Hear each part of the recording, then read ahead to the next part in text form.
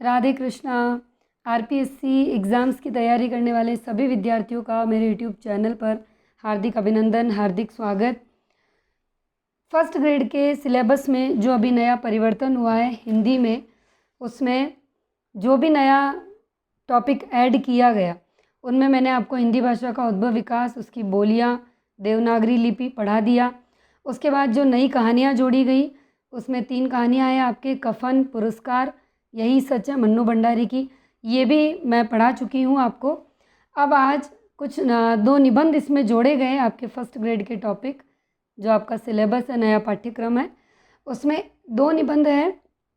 एक तो है कविता क्या है, जो कि चिंतामणि का पहला भाग है रामचंद्र शुक्ल का, और दूसरा है शिरीष के फूल, जो कि हजारी प्रसाद द्विवेदी की रचना है, कल्पलता से ली गई। तो आज हम पढ़ेंगे यहाँ पर हजारी प्रसाद द्विवेदी का निबंध शिरीष के फूल। उससे पहले आपकी जानकारी के लिए मैं आपको बता दूं, यदि आप पहली बार मुझे सुन रहे हैं तो मैं Kavita Totla, lecturer in Hindi, government of Rajasthan. 2018 की भर्ती में मैंने इसी तरह से तैयारी करके और हिंदी व्याख्याता में अपनी एक सीट रिज़र्व की थी। जिन नोट्स को पढ़कर मैंने ये सीट पाई है, जैसे हिंदी साहित्य का इतिहास, काव्य शास्त्र, वो सभी मैंने मेरे इस चैनल पे पढ़ाए हैं, मेरे सारे नोट्स। और उन नोट्स को मैंने आप सभी विद्यार्थियों के लिए मेरे टेलीग्राम चैनल पर पोस्ट किया है पीडीएफ फॉर्म में। वहाँ इसका कोई भी चार्ज नहीं रखा है, निःशुल्क मैंने प्रोवाइड किया है। आप मेरे टेलीग्राम चैनल से जुड़ के और उन नोट्स को प्राप्त कर सकते हैं। चाहे तो आप प्रिंट आउट निकलवा सकते हैं और चाहे तो आप लिख सकते हैं। जो विद्यार्थी शुरू से मुझसे जुड़े हैं उन्होंने उन नोट्स की एक एक लाइन लिखी है और उन्होंने खुद ने मुझे वापस से बताया है कि मैम आपके इन नोट से एक भी प्रश्न बाहर नहीं जा सकता। और इसी दावे के साथ मैंने यूट्यूब चैनल भी शुरू किया था, क्योंकि मुझे खुद को आरपीएससी का एग्ज़ाम देने के बाद समझ आ गया था कि ये जो नोट्स है एक भी प्रश्न इनसे बाहर नहीं गया उस वक्त भी, और आने वाले किसी भी एग्ज़ाम में हिंदी साहित्य का इतिहास और जो स्नातकोत्तर का भाग है उसका एक भी प्रश्न मेरे इन नोट्स से बाहर नहीं जाएगा। तो आप भी टेलीग्राम चैनल से जुड़ जाइए। लिखने जितना समय तो अब शायद आपका बचा नहीं, यदि आप पहली बार ही मुझे सुन रहे हैं तो आप उनके प्रिंट आउट ज़रूर निकलवा लीजिए, क्योंकि नोट्स बहुत ही शानदार हैं। टेलीग्राम चैनल का नाम है हिंदी के रंग, कविता तोतला के संग। आपको इस वीडियो के डिस्क्रिप्शन में भी मेरे टेलीग्राम चैनल का लिंक मिल जाएगा, और लिंक से यदि आप ज्वाइन नहीं हो पाते हैं, बहुत सारे स्टूडेंट्स को दिक्कत आ रही है, तो फिर आप टेलीग्राम पर हिंदी में ही लिखिए हिंदी के रंग, कविता तोतला के संग। जब आप हिंदी में टाइप करेंगे तो आपके सामने आ जाएंगे।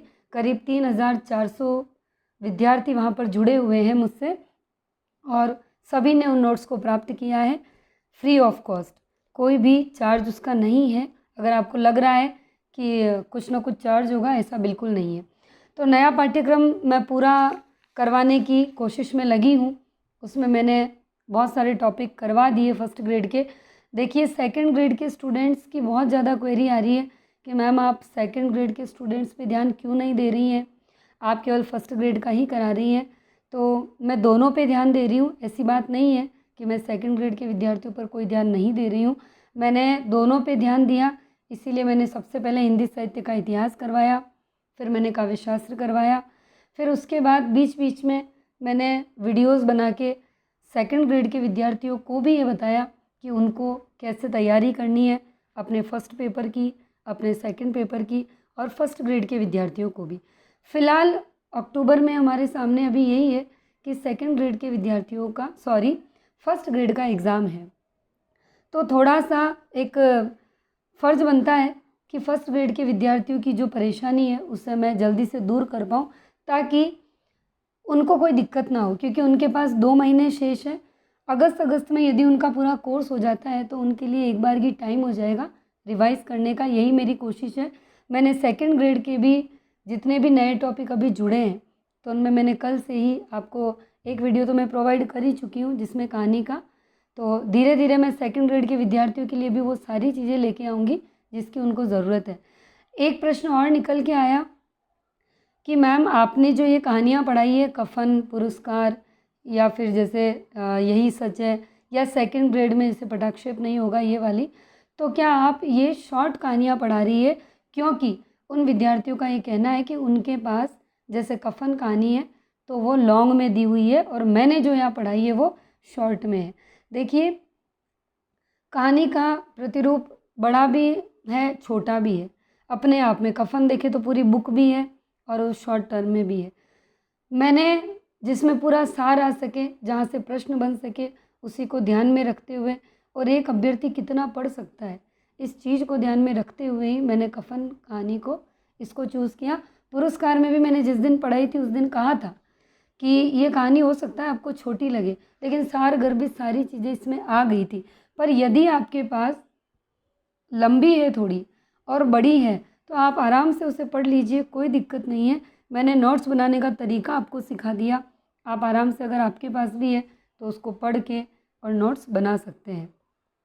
अब रही बात कि आपने शॉर्ट में पढ़ाई है, तो एक प्रश्न मैं भी आप सभी से पूछना चाहूँगी। हमेशा तो आप मुझसे पूछते हैं कि जब मैंने शॉर्ट करके पढ़ाया या मैंने शॉर्ट ये स्टोरी पढ़ाई तो आपके मन में ये प्रश्न आया। स्वाभाविक है, बिल्कुल आया। लेकिन मेरे एक प्रश्न का जवाब दीजिए, जहाँ बालकांड इतना बड़ा है, साकेत का नवम सर्ग इतना बड़ा है और सेकंड ग्रेड के विद्यार्थियों में कामायनी का श्रद्धा सर्ग इतना बड़ा है, वहाँ पे तो आप मुझे खुद से कह रहे हैं कि मैम इसकी कोई शॉर्ट ट्रिक हो तो बता दें, ये कहीं शॉर्ट में हो तो आप बता दें। वहाँ तो आप शॉर्टकट अपनाना चाह रहे हैं, जबकि वहाँ के लिए कोई शॉर्टकट है ही नहीं। वो जितना है उसको पढ़ना ही पड़ेगा। तो फिर अगर मैंने जहाँ से कुछ मिला शॉर्ट उसको पढ़ा है तो फिर आपको इतना संशय क्यों है? भरोसा रखिए, यदि आप उतना भी कर जाते हैं जितना मैं आपको करा रही हूँ तो आप आराम से 80-90% तक ज्ञान कर जाएंगे, यदि एक एक लाइन ध्यान से सुनी है, समझी है, पढ़ी है। क्योंकि मैंने मेरे चैनल पे अलग अलग प्लेलिस्ट बना रखी है पूरी की पूरी, जिसमें हिंदी साहित्य की पूरी अलग प्लेलिस्ट है, काव्य शास्त्र की पूरी अलग प्लेलिस्ट है, फर्स्ट ग्रेड के जो नए टॉपिक अभी ऐड हुए हैं उसकी प्लेलिस्ट अलग है, सेकंड ग्रेड के नए टॉपिक है उसकी प्लेलिस्ट अलग है। सभी का मैंने अलग अलग, जनसंचार की मैंने प्लेलिस्ट अलग बना रखी है, काव्य शास्त्र की मैंने अलग बना रखी है, स्नातकोत्तर यानी एमए का जो पार्ट है फर्स्ट ग्रेड के वो मैंने अलग बना रखा है। तो आपने अगर ढंग से पढ़ा है, बहुत ही तरीके से पढ़ा है, अगर खुद के लेवल पे भी बहुत तरीके से पढ़ा है तो और भी अच्छी बात है।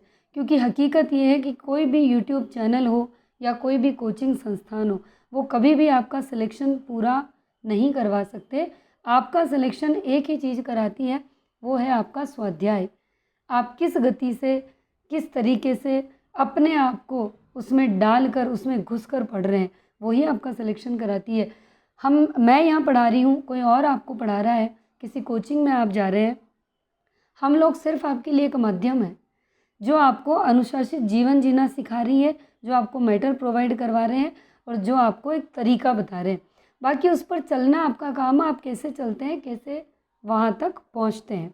तो चिंता ना करें, परेशान ना हो। और एक सवाल और, वीडियो थोड़ा लंबा होगा, अगर आपको बुरा भी लग रहा है तो मैं कुछ नहीं कर सकती, क्योंकि जो सवाल है स्टूडेंट्स के उनके जवाब तो मुझे देने ही होंगे और वो वीडियो के माध्यम से ही दे पाऊँगी। यदि किसी को नहीं भी अच्छा लग रहा है तो स्किप करके जा सकता है यहाँ से, और अगर सही लगता है कि मैं जो बातें कहती हूँ वो सही, तो आप आराम से सुन सकते हैं। और एक चीज़, एक शिकायत भी है मुझे आप सभी से, आप कभी भी मेरे वीडियो को लाइक नहीं करते हैं। जहाँ पर 14-14 हज़ार व्यूज़ आते हैं, 2-2 ढाई-ढाई हज़ार व्यूज़ होते हैं ना, वहाँ पर मात्र 200-250 लाइक होते हैं। इतना दुख होता है देख के कि शायद इतना मतलब मैटर भी अच्छा नहीं है, या फिर समझ में नहीं आ रहा है आपको, या कुछ ना कुछ कमी है। तो जब भी मैं लाइक कम देखती हूँ तो फिर मैं यही सोचती हूँ कि शायद मुझ में ही कोई कमी है, इस वजह से लाइक आप लोग करते नहीं, या फिर आप भूल जाते हैं, जो भी है। पर मैंने हर दिन और हर बार कहा है, आपका एक लाइक मुझे हर दिन मोटिवेट करता है आपके लिए कुछ नया लाने को। लेकिन मैं जब भी वो चीज़ें देखती हूँ ना तो मन थोड़ा सा दुखी हो जाता है। तो यदि वीडियो को अभी तक लाइक नहीं किया है तो आप पहले लाइक ज़रूर कर दें। एक चीज़ है, वो एक अंतिम प्रश्न है एक विद्यार्थी का कि मैम परिष्कार की गाइड कैसी रहेगी, या हिंदी के लिए कोई गाइड बता दो। तो देखिए, वैसे मैं कभी किसी गाइड के लिए नहीं कहती, जीके में तो मैं कभी कहती नहीं हूँ और मैंने कहा ही नहीं है, क्योंकि मैंने खुद कोई गाइड नहीं पढ़ी है। इन माध्यमिक शिक्षा बोर्ड और एनसीईआरटी को ही मैंने पढ़ा, उन्हीं को मैंने मेरे चैनल पे बताया। रही बात सब्जेक्ट की, तो सब्जेक्ट में मैंने शुरू से बताया है राघव प्रकाश सर की गाइड, जो कि परिष्कार नाम से मार्केट में आती है, अपने आप में बहुत ही अच्छी है। ज़रूरी नहीं है कि हर पार्ट आपको बहुत अच्छा लगे, उसमें बहुत ही शॉर्ट एंड स्वीट मैटर है, लेकिन स्नातकोत्तर स्तर जो उस गाइड के अंदर है, यानी फर्स्ट ग्रेड के स्टूडेंट के लिए जो एमए का पार्ट है, वो उसमें काफ़ी दमदार तरीके से दिया हुआ है। बहुत छोटा सा है, आपको लगेगा शायद 5-7 पेज में सिमट के रह गया, लेकिन बहुत ही अच्छा दे रखा है, समझने वाला चाहिए। तो गाइड तो आपको लानी ही है, तो आप परिष्कार ले आइए, उसके एमसीक्यूज़ कीजिए। अब आपको लगेगा कि पुराने प्रश्नों को देखते हुए कि ये भी ऐसे नहीं पूछते हैं, लेकिन फिर भी गाइड हमारे पास होना चाहिए, इसीलिए कि एक बार के लिए यदि हमें प्रैक्टिस भी करनी हो प्रश्नों की तो हम उससे कर सकें। जो पार्ट आपको लगता है सही उसको पढ़ लीजिए, नहीं लगता है तो उसको मत पढ़िए। अब ये तो कोई ज़रूरी नहीं है कि हमने गाइड करी थी तो हमें पूरी की पूरी पढ़नी है, नहीं। जैसे इस चैनल पे आपको हिंदी साहित्य का इतिहास अच्छा लगा, आप वो पढ़ रहे होंगे, किसी और चैनल पे आपको काव्य शास्त्र अच्छा लगा तो आप कहीं और से पढ़ रहे होंगे। तो कोई ज़रूरी नहीं है कि कभी भी कोई एक चीज़ अपने आप में संपूर्ण होती है ना। तो आपको जहाँ से जो स्ट्रॉन्ग लगता है वहाँ से उसे ले लीजिए, पर ये संशय मत रखिए कि इसमें ये है उसमें ये है। हमें तो सिलेक्शन लेना है, सीधी सी बात है, और हमें किसी से कोई लेना देना नहीं है। अब आपके पास समय भी कम है फर्स्ट ग्रेड के स्टूडेंट्स के पास, तो जितना समय दे सकते हैं अपनी किताबों को और ख़ुद को दीजिए। अनावश्यक अनर्गल बातों पर बिल्कुल ध्यान मत दीजिए, क्योंकि बाद में पछताने के अलावा शायद आपके पास कोई ऑप्शन रहेगा भी नहीं और लौट कर अक्टूबर वापस आएगा भी नहीं। अब आते हैं हम हमारी रचना पर आज की, जो कि निबंध है हजारी प्रसाद द्विवेदी का, और निबंध का नाम है शिरीष के फूल। हजारी प्रसाद द्विवेदी का जन्म 1907 में आरत दुबे का छपरा बलिया उत्तर प्रदेश में हुआ। इनकी रचनाएं कौन कौन सी है? अशोक के फूल। हाँ, रचनाओं से मुझे एक बात और याद आ गई जो मुझे कल पहले भी याद थी पर भूल गई। आपके पाठ्यक्रम में, चाहे आप फर्स्ट ग्रेड में हो या सेकंड ग्रेड में, आपकी रचनाएं नहीं आ रही है 9वीं से 12वीं की, ठीक है, लेकिन एक बात ज़रूर ध्यान रखना, आप फर्स्ट ग्रेड की तैयारी करें या सेकंड की, जितनी भी किताबें आपके पास है 9वीं 10वीं 11वीं 12वीं की, इनमें जितने भी राइटर्स हैं उन सभी की सभी का आपको जीवन परिचय ज़रूर पढ़ना है। जैसे यहाँ पर ये जो बुक दिख रही है आपको, है ना, ये इस बुक में ये हजारी प्रसाद का जीवन परिचय है। ये पुस्तक ही है राजकीय विद्यालयों में चलने वाली, जब ये पाठ पहले हुआ करता था।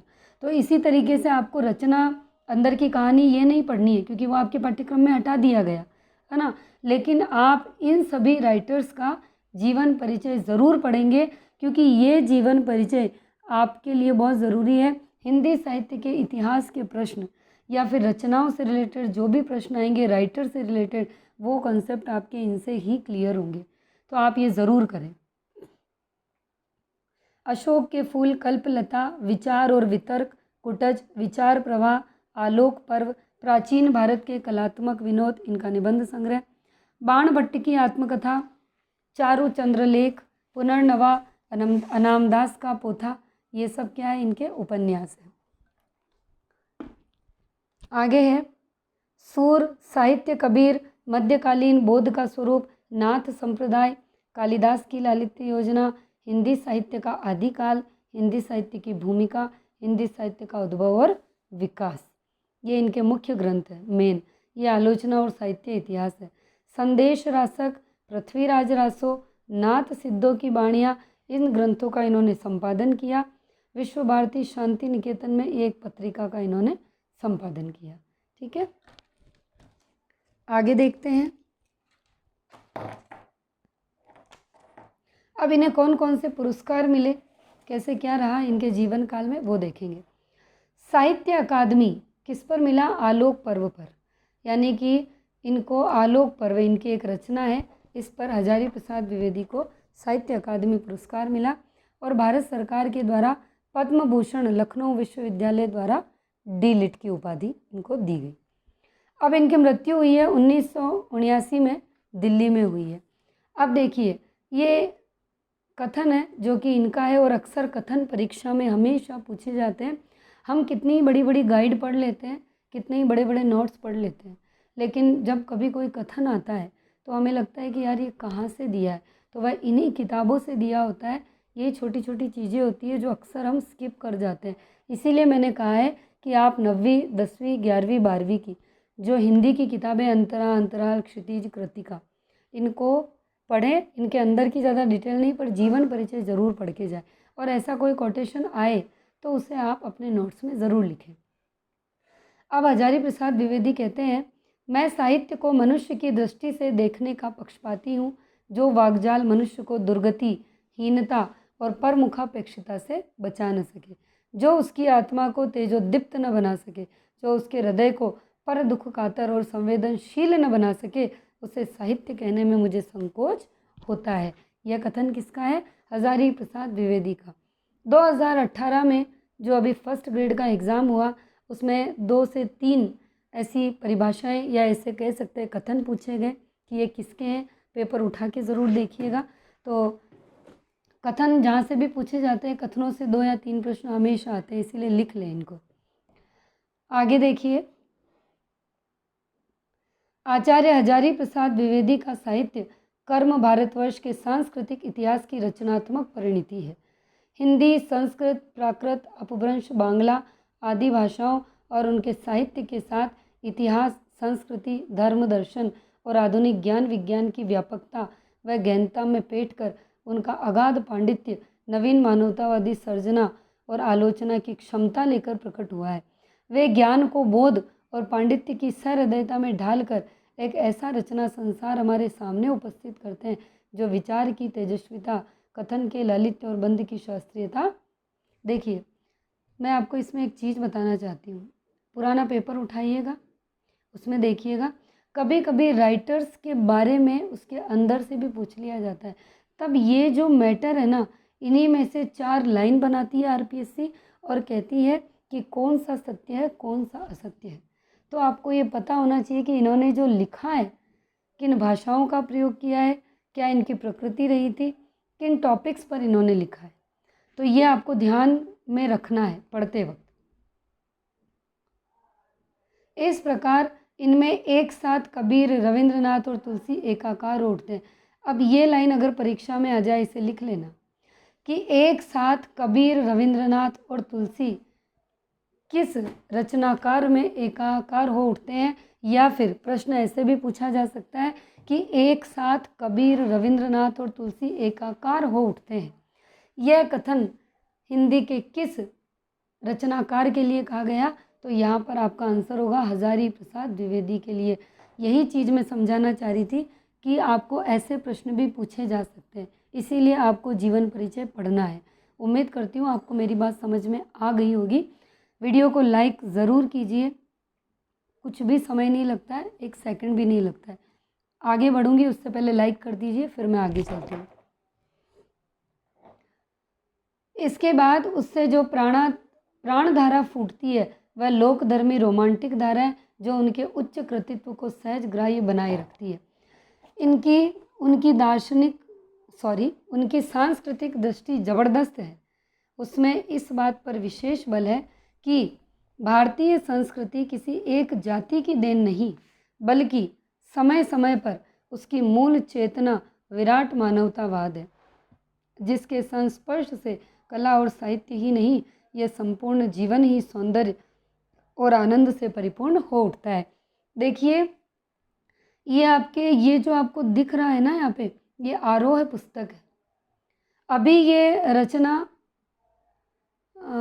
मैं लिटरेचर पढ़ाती हूँ स्कूल में, तो पहले तो मेरा फोकस था जब आपके इसमें किताबें थी तब, लेकिन मैं स्कूल में लिटरेचर पढ़ाती हूँ और ये कंपलसरी की बुक है। तो ये तो मुझे नहीं पता कि अभी ये रचना आपके उसमें है क्या, है ना। लेकिन मैं इतना कह सकती हूँ कि मैं ये कहना चाहती हूँ, ये मैटर कितना सारगर्भित है आप देख रहे होंगे, जबकि कक्षा 11-12 की किताबें हैं ये। तो आप इन किताबों के जीवन परिचय को ज़रूर पढ़ें और उनके शॉर्ट नोट्स ज़रूर बनाएं, चाहे आपको समय लगे, लेकिन ज़रूर करें। छोटी छोटी चीज़ें ही हमें सफलता के बहुत करीब ले जाती है। बस दिक्कत यही है कि हम उन छोटी चीज़ों को बिल्कुल ही तुच्छ समझ लेते हैं और हम बड़ी के पीछे भागते रहते हैं। द्विवेदी जी के सभी उपन्यास समाज के जात पात और मजहबों में विभाजन है और आधी आबादी स्त्री के दलन पीड़ा को सबसे बड़े सांस्कृतिक संकट के रूप पहचानने, रचने और सामंजस्य में समाधान खोजने का साहित्य है। वे स्त्री को सामाजिक अन्याय का सबसे बड़ा शिकार मानते हैं तथा सांस्कृतिक ऐतिहासिक संदर्भ में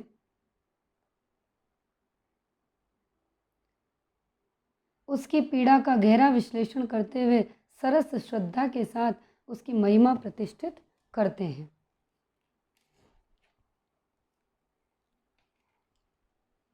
विशेषकर बाणभट्ट की आत्मकथा में किसमें किया, यानी कि आपसे प्रश्न पूछ लिया जाए कि स्त्री को सामाजिक अन्याय का सबसे बड़ा शिकार मानना और सांस्कृतिक ऐतिहासिक संदर्भ में उसकी पीड़ा का गहरा विश्लेषण करना हजारी प्रसाद द्विवेदी की किस रचना में मिलता है, ये वाली जो विशेषता है तो वो आपको स्पेशली किस में मिलेगी, बाणभट्ट की आत्मकथा में। लिख लेना इसे। मानवता और लोक से विमुख कोई भी विज्ञान, तंत्र मंत्र, विश्वास या सिद्धांत उन्हें ग्राह्य नहीं। मानव की जिजीविषा और विजय यात्रा में उनकी अखंड आस्था है। इसी से वे मानवतावादी साहित्यकार व समीक्षक के रूप में प्रतिष्ठित है। द्विवेदी जी का आलोचक व्यक्तित्व हिंदी चिंताधारा की सहज लोक परंपरा को पहचान लेता है। उसी से संबद्ध नाथों, सिद्धों और कबीर से हिंदी की साहित्य परंपरा को जोड़कर उसे एक प्रगतिशील मूल्य के रूप में प्रतिष्ठित करता है। भक्ति काल को भारतीय चिंताधारा का सहज विकास मानने वाले इतिहासकार के रूप में इनकी भूमिका ऐतिहासिक महत्व रखती है। इस लाइन को लिखना है आपको, बहुत इंपॉर्टेंट लाइन है। द्विवेदी जी का निबंध साहित्य इस अर्थ में बड़े महत्व का है कि साहित्य दर्शन तथा समाज व्यवस्था संबंधी उनकी कई मौलिक उद्भावनाएं मूलतः निबंधों में ही मिलती है, पर यह विचार सामग्री पांडित्य के बोझ से आक्रांत होने की जगह उनके बोध से अभिषिक्त है। अपने लेखन द्वारा निबंध विधा की सृजनात्मक साहित्य की कोटि में ला देने वाले द्विवेदी जी के ये निबंध व्यक्तित्व, व्यंजना और आत्मपरक शैली से युक्त है। अब देखिए, जो निबंध हम आगे पढ़ने वाले हैं, पहले उसको मूल भाव देख लेते हैं। उसका मूल भाव क्या है? सबसे पहला प्रश्न यही बन के आता है कि शिरीष के फूल निबंध किसका है? लिख लो, हजारी प्रसाद द्विवेदी का। दूसरा प्रश्न लिखिए, शिरीष के फूल निबंध किस प्रकार का निबंध है? ललित निबंध है। तीसरा प्रश्न, शिरीष के फूल निबंध हजारी प्रसाद द्विवेदी के किस संग्रह से लिया गया? कल्पलता से लिया गया। इस एक लाइन से ये 3 प्रश्न बन जाते हैं, ये आप लिख लीजिएगा, ठीक है।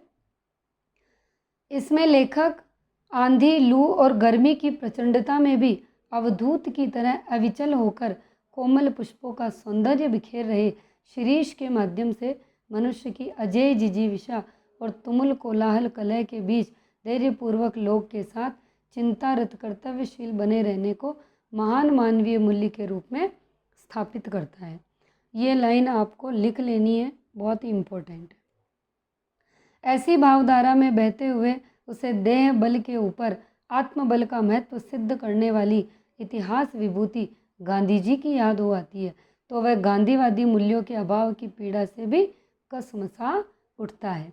निबंध की शुरुआत में लेखक शिरीष पुष्प की कोमल सुंदरता के जाल बुनता है, फिर उसे भेद कर उसके इतिहास में और फिर उसके जरिए मध्यकाल के सांस्कृतिक इतिहास में बैठता है। फिर तत्कालीन जीवन व सामंती वैभव विलास को सावधानी से उकेरते हुए उसका खोखलापन भी उजागर करता है। लेखक अशोक के फूल के भूल जाने की तरह ही शिरीष को नज़रअंदाज किए जाने की साहित्यिक घटना से आहत है। इसी में उसे सच्चे कवि का तत्व दर्शन भी होता है। उसके अनुसार योगी की अनासक्त शून्यता और प्रेमी की सरस पूर्णता एक साथ उपलब्ध होना सत्कवि होने की एकमात्र शर्त है। ऐसा कवि ही समस्त प्राकृतिक और मानवीय वैभव में रम कर भी चुकता नहीं और निरंतर आगे बढ़ते जाने की प्रेरणा देता है। शिरीष के पुराने फलों की अधिकार लिप्सु खड़खड़ाहट और नए पत्ते फलों द्वारा उन्हें धकिया कर बाहर निकालने में लेखक साहित्य, समाज व राजनीति में पुरानी और नई पीढ़ी के द्वंद्व को संकेतित करता है। स्पष्ट रूप से पुरानी पीढ़ी और हम सब में नएपन के स्वागत का साहस देखना चाहता है। इस निबंध का शिल्प इसी में चर्चित इक्षुदंड की तरह है।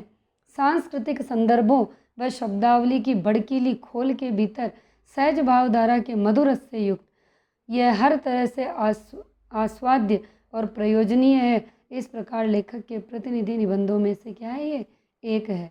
किस प्रकार का है, ललित निबंध है। अब देखिए हमारा जो निबंध है वो स्टार्ट होता है शिरीष के फूल।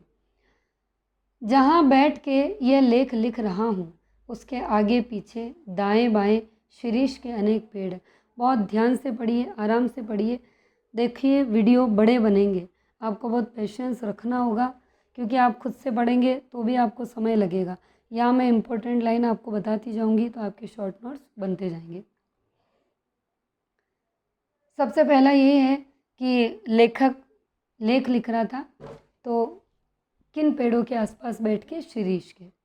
जेठ की जलती धूप में जबकि धरित्री निर्धूम अग्निकुंड बनी हुई है, शिरीष नीचे से ऊपर तक फूलों से लद गया था।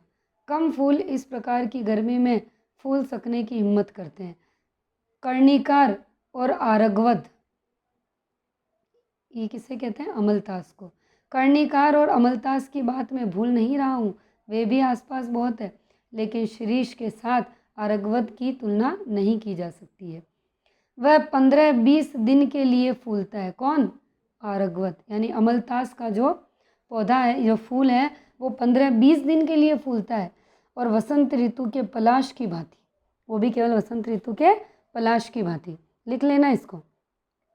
कबीर दास को इस तरह 15 दिन के लिए लेख उठना पसंद नहीं था। यह भी क्या कि 10 दिन फूले और फिर खंखड़ के खंखड़, दिन 10 फूला फूल के खंखड़ भया पलास। ऐसे दुमदारों से तो लंडूरे भले, फूल है तो शिरीष।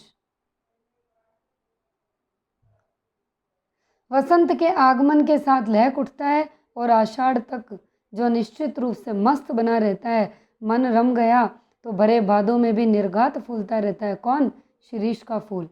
जब उमस से प्राण उबलता रहता है और लू से हृदय सूखता रहता है, एकमात्र शिरीष कालजयी अवधूत की भांति जीवन की अजेयता का मंत्र प्रचार करता रहता है।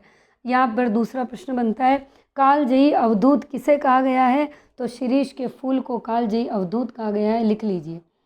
यद्यपि कवियों की भांति हर फूल पत्ते को देखकर मुग्ध होने लायक हृदय विधाता ने नहीं दिया, पर नितांत ठूंठ भी नहीं हूँ। शिरीष के पुष्प मेरे मानस में थोड़ा हिल्लोल जरूर पैदा करते हैं। शिरीष के वृक्ष बड़े छायादार होते हैं। पुराने भारत का रईस जिन मंगलजनक वृक्षों को अपनी वृक्ष वाटिका की चहाड़ दीवारी के पास लगाया करता था, उनमें एक शिरीष भी है। कैसे है, देखिए। वृहत संहिता 55-13, ये उस वृहत संहिता के पेज नंबर या जो भी उसका भाग है वो है। अशोक, अरिष्ट, पुन्नाग और शिरीष के छायादार और घन मृषण हरी तिमा से परिवेष्टित वृक्ष वाटिका जरूर बड़ी मनोहर दिखती होगी। वात्स्यायन ने कामसूत्र में बताया है कि वाटिका के सघन छायादार वृक्षों की छाया में ही झूला लगाया जाना चाहिए। प्रेंखा दोला, इस वर्ड को लिख लेना कि प्रेंखा दोला का अर्थ क्या है, तो झूला। लिख लीजिएगा, इसे पूछा जा सकता है। यद्यपि पुराने कवि बकुल के पेड़ में ऐसी दोलाओं को लगा देना चाहते थे। कौन सी दोलाओं को, ये झूला। पर शिरीष भी क्या बुरा है, डाल इसकी अपेक्षाकृत कमज़ोर ज़रूर होती है। ये कह रहे हैं कि हाँ, शिरीष की डाल कमज़ोर ज़रूर होती है, लेकिन ऐसा नहीं है कि आप उस पर झूला नहीं लगा सको। पर उसमें झूलने वालियों का वजन भी तो बहुत ज़्यादा नहीं होता। कवियों की यही तो बुरी आदत है कि वजन का एकदम ख्याल नहीं करते। मैं तुंदिल नरपतियों की बात नहीं कर रहा हूँ, वे चाहे तो लोहे का पेड़ बनवा ले। यानी ज़्यादा मोटा व्यक्ति होगा तब तो शिरीष का फूल झेल नहीं पाएगा, लेकिन अगर हल्का है, वजन कम है तो हो जाएगा। आगे देखिए। शिरीष का फूल संस्कृत साहित्य में बहुत ही कोमल माना गया। लिख लीजिए कि किस साहित्य में शिरीष के फूल को बहुत ही कोमल माना गया, संस्कृत साहित्य में। मेरा अनुमान है कि कालिदास ने यह बात शुरू में प्रचार की होगी। उनका इस पुष्प पर कुछ पक्षपात था, मेरा भी है। अब किस पुष्प पर, शिरीष के फूल पर। यानी कि कालिदास के लिए कहा है, पक्षपात का मतलब अधिक प्रेम था, और साथ में हजारी प्रसाद द्विवेदी का भी है कालिदास के साथ साथ। कह गए, कौन कह गए, कालिदास जी। शिरीष पुष्प केवल भंवरों के पदों का कोमल दबाव सहन कर सकता है, पक्षियों का बिल्कुल नहीं। इस लाइन को लिख लेना कि शिरीष पुष्प केवल भंवरों के पदों का कोमल दबाव सहन कर सकता है, पक्षियों का बिल्कुल नहीं। पदम सहेत भ्रमरस्य पेलवम शिरीष पुष्पम न पुनः पत्र तृणाम, ये लिख लीजिएगा। और ये किसने कहा, ये लिख लीजिए आंसर में, कालिदास ने। अब मैं इतने बड़े कवि की बात का विरोध कैसे करूं? सिर्फ विरोध करने की हिम्मत न होती तो भी कुछ कम बुरा नहीं था, यहाँ तो इच्छा भी नहीं है। खैर, मैं दूसरी बात कर रहा था। शिरीष के, ये देखिए, ये शिरीष का पेड़ और ये शिरीष के फूल, देख के तो लग रहा होगा क्या तो पेड़ है और क्या फूल है, लेकिन हजारी प्रसाद द्विवेदी ने इसे बहुत ही अच्छा माना है। आगे पढ़ते हैं। शिरीष के फूलों की कोमलता देखकर परवर्ती कवियों ने समझा कि उसका सब कुछ कोमल है। यह एक भूल है। अब जैसे पुराना एक, जैसे कालिदास ने कह दिया तो सबने यही मान लिया कि ये क्या है, ये कोमल है, लेकिन ये एक भूल है। कैसे भूल है, आगे देखते हैं। इसके फल इतने मजबूत होते हैं कि नए फूलों के निकल आने पर भी स्थान को नहीं छोड़ते। जब तक नए फल पत्ते मिलकर धकिया कर उन्हें बाहर नहीं कर देते, तब तक वे डटे रहते हैं वहाँ। वसंत के आगमन के समय जब सारी वनस्थली पुष्प पत्र से मरमरित होती रहती है, शिरीष के पुराने फल बुरी तरह खड़खड़ाते रहते हैं, यानी तब भी वो लगे ही रहते हैं। मुझे इनको देखकर उन नेताओं की बात याद आती है जो किसी प्रकार जमाने का रुख नहीं पहचानते, और जब तक नई पौध के लोग उन्हें धक्का मारकर निकाल नहीं देते, तब तक वो नेता जमे रहते हैं। कितना गजब का ताना मारा है हजारी प्रसाद द्विवेदी ने राजनीति पर। मैं सोचता हूँ कि पुराने की यह अधिकार लिप्सा क्यों नहीं समय रहते सावधान हो जाती। अब देखो, बात तो शिरीष के फूल की कर रहे हैं, पर अब ये किस पर आ गए, व्यक्ति पर आ गए, समाज पर आ गए। जरा और मृत्यु, ये दोनों ही जगत के अति परिचित और अति प्रामाणिक सत्य है। तुलसीदास ने अफसोस के साथ इनकी सच्चाई पर मुहर लगाई थी। दरा को प्रमाण यही, तुलसी जो फरा सो जरा, जो बुरा बरा सो बुताना। ये लाइन लिख लेना, किस पाठ में से, तो शिरीष के फूल में से है।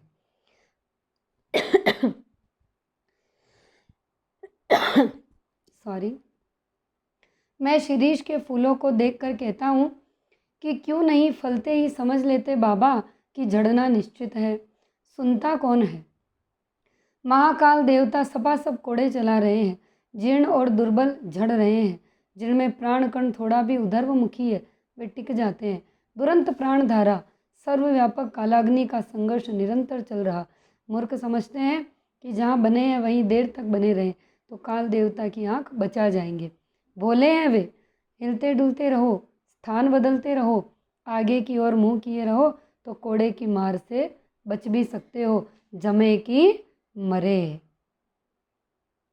व्यंग है ये, आप समझ रहे होंगे। एक एक बात मुझे मालूम होता है कि यह शिरीष एक अद्भुत अवधूत है। क्या माना है शिरीष को? अवधूत माना है। दुख हो या सुख हार नहीं मानता, न उधो का लेना न माधो का देना। जब धरती और आसमान जलते रहते हैं तब भी यह हजरत न जाने कहाँ से अपना रस खींचते रहते हैं। मौज में आठों याम मस्त रहते हैं। एक वनस्पति शास्त्री ने मुझे बताया कि यह उस श्रेणी का पेड़ है जो वायुमंडल से अपना रस खींचता है। ज़रूर खींचता होगा, नहीं तो भयंकर लू के समय इतने कोमल तंतुजाल और ऐसे सुकुमार केसर को कैसे उगा सकता था। इस लाइन को लिख लीजिए। और ये लाइन किस पेड़ के लिए कही गई? शिरीष के पेड़ के लिए। अवधूतों के मुंह से ही संसार की सबसे सरस रचनाएं निकली है। कबीर बहुत कुछ इस शिरीष के समान ही थे, मस्त, बेपरवाह, सरस और मादक। कालिदास भी ज़रूर अनासक्त योगी रहे होंगे। शिरीष के फूल फक्कड़ाना मस्ती से ही उपज सकते हैं और मेघदूत का काव्य उसी प्रकार के अनासक्त, अनाविल, उन्मुक्त हृदय में उमड़ सकता है। जो कभी अनासक्त नहीं रह सका, जो फक्कड़ नहीं बन सका, जो किए कराए का लेखा जोखा मिलाने में उलझ गया, वह भी क्या कवि है? कहते हैं कर्नाट राज्य की प्रिया विज्जिका देवी ने गर्वपूर्वक कहा था कि एक कवि ब्रह्मा थे, दूसरे वाल्मीकि और तीसरे व्यास। एक ने वेदों को दिया, दूसरे ने रामायण को और तीसरे ने महाभारत को। इनके अतिरिक्त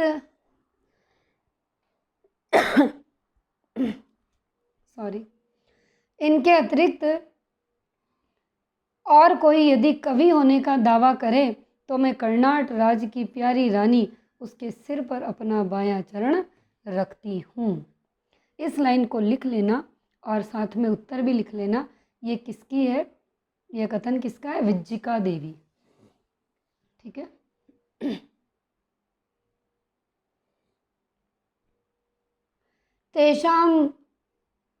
तेषां मूर्धिन ददामि वाम चरणम कर्नाट राजप्रिया। ये विज्जिका का है, लिख लेना, ये संस्कृत में है जो भी। मैं जानता हूँ कि इस उपालंब से दुनिया का कोई कवि हारा नहीं है, पर इसका मतलब यह नहीं कि कोई लजाया नहीं तो उसे डांटा भी न जाए। पर मैं कहता हूँ कवि बनना है मेरे दोस्तों तो फक्कड़ बनो, शिरीष की मस्ती की ओर देखो। लेकिन अनुभव ने मुझे बताया है कि कोई किसी की सुनता नहीं, मरने दो। क्या कहा उसने? मरने दो, क्या जाता है। कालिदास वजन ठीक रख सकते थे क्योंकि वे अनासक्त योगी की स्थिर प्रज्ञता और विदग्ध प्रेमी का हृदय पा चुके थे। कवि होने से क्या होता है? मैं भी छंद बना लेता हूँ, तुक जोड़ लेता हूँ। कालिदास भी छंद बना लेते थे, तुक भी जोड़ ही सकते होंगे। इसीलिए हम दोनों एक श्रेणी के नहीं हो जाते इससे। पुराने सहृदय ने किसी ऐसे ही दावेदार को फटकारते हुए कहा था, वयमपि कवयः कवयः कवयस्ते कालिदासाद्या। लिख लेना, ये लाइन शिरीष के फूल से ली गई है। मैं तो मुग्ध और विस्मय विमूढ़ होकर कालिदास के एक एक श्लोक को देखकर हैरान हो जाता हूँ। अब इस शिरीष के फूल का ही एक उदाहरण लीजिए। शकुंतला बहुत सुंदर थी। सुंदर क्या होने से कोई हो जाता है? देखना चाहिए कि कितने सुंदर हृदय से वह सौंदर्य डुबकी लगाकर निकला है। कितनी सही बात बोली है। शरीर का सुंदर होना सब कुछ नहीं होता, मन कितना सुंदर है वो देखना। शकुंतला कालिदास के हृदय से निकली थी। विधाता की ओर से कोई कार्पण्य नहीं था, कवि की ओर से भी नहीं। राजा दुष्यंत भी अच्छे वाले प्रेमी थे। उन्होंने शकुंतला का एक चित्र बनाया था, लेकिन रह रहकर उनका मन खींच उठता था। कहीं ना कहीं कुछ छूट गया है। बड़ी देर के बाद उन्हें समझ आया कि शकुंतला के कानों में उस शिरीष पुष्प को देना भूल गए हैं। ये लिख लेना लाइन, किस पुष्पों की बात हुई? जिनके केसर गंड स्थल तक लटके हुए थे, और रह गया है शरद चंद्र की किरणों के समान कोमल शुभ्र मृणाल का हार। कालिदास सौंदर्य के बाह्य आवरण को भेद कर उसके भीतर तक पहुंच सकते थे। दुख हो कि सुख, वे अपना भाव रस उस अनासक्त कृपिवल की भांति खींच लेते थे जो निर्दलित इक्षु दंड से रस निकाल लेता है। कालिदास महान थे क्योंकि वे अनासक्त रह सके थे। कुछ इसी श्रेणी की अनासक्ति आधुनिक हिंदी कवि सुमित्रानंदन पंत में है। Important line. कालिदास महान थे क्योंकि वे अनासक्त रह सके थे। और ऐसी ही एक उपमा किन्होंने हजारी प्रसाद द्विवेदी ने किसके बारे में बताई, या ऐसी ही तुलनात्मक अध्ययन जो इस पाठ में आया है, तो आपको बताना है कि सुमित्रानंदन पंत के लिए कहा है। कविवर रविंद्रनाथ में यह अनासक्ति थी। एक जगह उन्होंने लिखा, राजोद्यान का सिंहद्वार कितना ही अभ्रभेदी क्यों न हो, उसकी शिल्पकला कितनी ही सुंदर क्यों न हो, वह यह नहीं कह सकता कि हम में आकर ही सारा रास्ता समाप्त हो गया। असल गंतव्य स्थान उसे अतिक्रम करने के बाद ही है, यही बताना उसका कर्तव्य है। इस लाइन को लिखने के बाद लिखना है कि ये किसकी पंक्तियां हैं? रविंद्रनाथ। फूल हो या पेड़, वह अपने आप में समाप्त नहीं है, वह किसी अन्य वस्तु को दिखाने के लिए उठी हुई उंगली है, वह इशारा है। शिरीष तरु सचमुच पक्के अवधूत की भांति मेरे मन में ऐसी तरंगे जगा देता है जो ऊपर की ओर उठती रहती है। इस चिलकती धूप में इतना सरस वह कैसे बना रहता है? क्या ये बाह्य परिवर्तन, धूप, वर्षा, आंधी, लू अपने आप में सत्य नहीं है? हमारे देश के ऊपर हमारे देश के ऊपर से जो यह मार काट, अग्निदाह, लूटपाट, खून खच्चर का बवंडर बह गया है, उसके भीतर भी क्या स्थिर रहा जा सकता है? शिरीष रह सका है। अपने देश का एक बूढ़ा रह सका था। क्यों? मेरा मन पूछता है कि ऐसा क्यों संभव हुआ है? क्योंकि शिरीष भी अवधूत है। अब यहाँ पर देश का एक बूढ़ा, ये कहा गया है गांधी जी के लिए। ठीक है, लिख लेना इसे।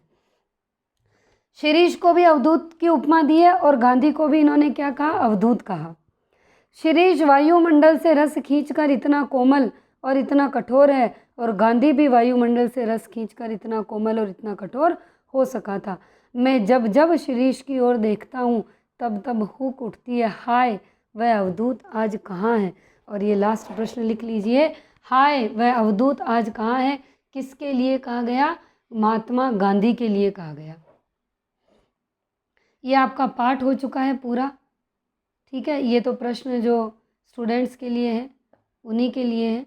ये आपका शिरीष के फूल चैप्टर हजारी प्रसाद द्विवेदी का। ठीक है, तो ये आपका एक निबंध और होता है, और एक निबंध आपके पाठ्यक्रम में और है, कविता क्या है, लेकिन वो काफ़ी बड़ा है और उसको पढ़ने में जितना पेशेंस के साथ मुझे पढ़ाना होगा उससे कहीं डबल धैर्य की ज़रूरत आपको पड़ेगी। फिर उसके बाद आपके साकेत का नवम सर्ग, वो भी अपने आप में एक बड़ा है। फिर बिहारी रत्नाकर, रामचरितमानस का बालकांड, कबीर ग्रंथावली, तो कुछ ये नए टॉपिक हैं वो मैं पढ़ाऊँगी। तो अगला टॉपिक आपको क्या पढ़ना है ये आप मुझे कमेंट सेक्शन में बताएंगे, क्योंकि मेरे मन में दो चीज़ें हैं। एक तो अभिव्यक्ति माध्यम का जो मैंने आपसे कहा था कि मैं जनसंचार की पूरी PDF टेलीग्राम पे भेज चुकी हूँ, इम्पोर्टेंट शॉर्ट नोट्स उसी बुक से बनाई गई, जो कि पहले जनसंचार के रूप संवाद सेतु के नाम से जो चलती थी उससे। लेकिन अभिव्यक्ति माध्यम जो अभी बुक चल रही है उसमें कुछ इम्पोर्टेंट फैक्ट दिए हुए हैं। तो मैंने आपसे कहा भी था कि मैं 3 या 4 वीडियो में वो इम्पोर्टेंट फैक्ट ले आऊँगी, जितना उस किताब में उतना ले आऊँगी। मैंने उस किताब में ये पाया है कि निविदा, ज्ञापन और अधिसूचना, ये 3 टॉपिक आपके अभिव्यक्ति और माध्यम में नहीं है। फिर से सुन लीजिए, निविदा, ज्ञापन और अधिसूचना, ये 3 चीज़ें आपके अभिव्यक्ति माध्यम में नहीं है। कार्यालय लेखन के अंतर्गत ये आपको व्याकरण में मिल जाएगी, जो हमारे राजकीय विद्यालयों में अभी चल रही है। बाकी सारा आपका उसमें कवर हो रहा है। अगर कार्यालय लेखन का जैसे आपका जो बाकी के है ना, परिपत्र हो गया या औपचारिक पत्रों में और भी जैसा है, बाकी उसमें बहुत अच्छी रेडियो नाटक सृजनात्मक लेखन का आपका जो पार्ट है, कहानी कविता का, ये सारा भी उसमें कवर हो रहा है। ठीक है, तो नए टॉपिक में मिलेंगे अगले वीडियो में, और बताइएगा आपको आगे अभिव्यक्ति माध्यम पहले करा दूं या फिर हम वो चिंतामणि का निबंध है, रामचंद्र शुक्ल का कविता क्या है, वो पहले करें। वीडियो को लाइक करना ना भूलें। हरे कृष्णा, राधे राधे।